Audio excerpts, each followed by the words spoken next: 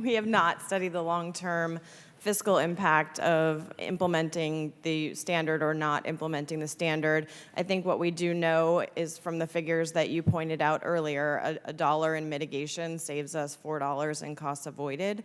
And the federal flood risk management standard was to implement a common sense mitigation approach to make sure that when we were building infrastructure with federal dollars, it would be either elevated to account for the future flood risk that we are seeing in our communities now and that we expect to see with greater intensity and frequency in the future, and to encourage people to think about relocating infrastructure out of floodplains and out of high hazard areas so that they're not as exposed to those flood risks in the first place. So that would be a good metric to look for when you're funding disaster recovery dollars this time around. Thank you. What is the order of magnitude of funding necessary to fund resilience in a manner that bends the cost curve on disaster funding?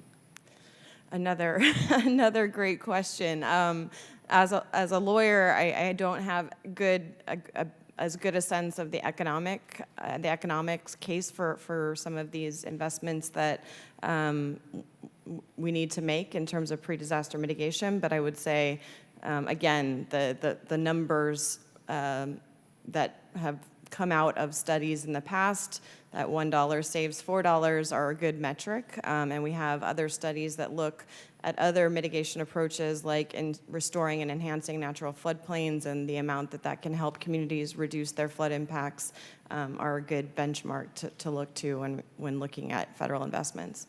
Thank you, Ms. Granis.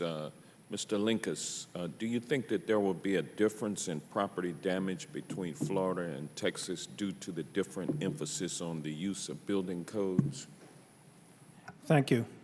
Most certainly. We saw that in Houston, especially with the flood impact, that it's estimated that only 20% of the flood victims actually have flood insurance, whereas flood insurance is owned by nearly 80% of those affected in Florida.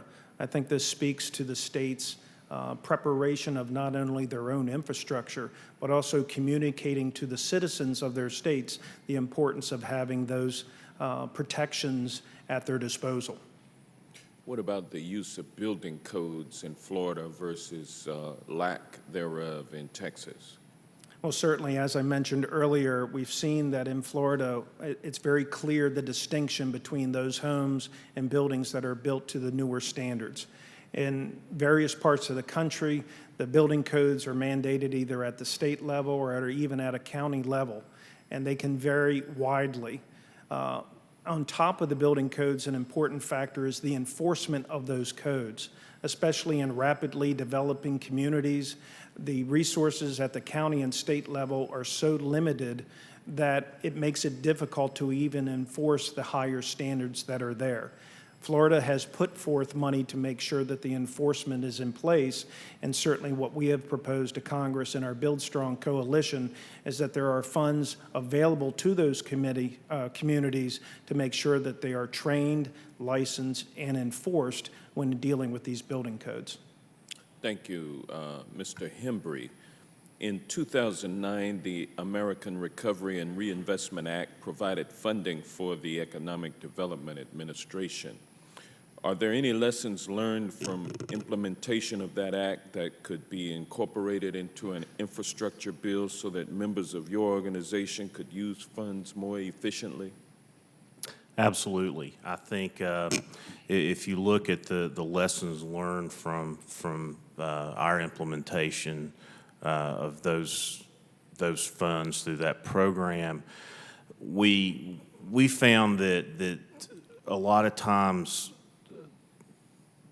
construction ready doesn't really mean construction ready. I think what we found through that process was that there needs to be more flexibility at the federal level, working with EDA's regional offices to move those funds quicker through to help us